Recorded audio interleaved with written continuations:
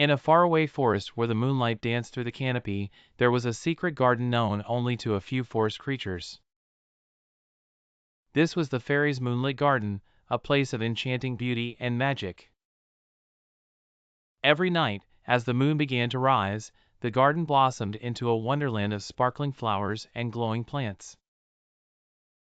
The garden was tended lovingly by Luna, a tiny fairy with wings that shimmered like the night sky. Luna had eyes that sparkled with kindness and a heart full of love for every living thing.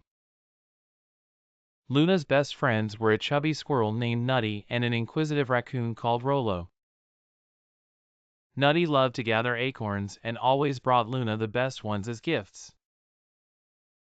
Rolo, on the other hand, loved mysteries and was always exploring new parts of the forest. One night, Luna noticed something strange.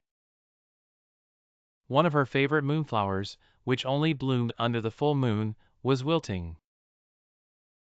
Its bright petals were drooping, and it seemed to have lost its magical glow.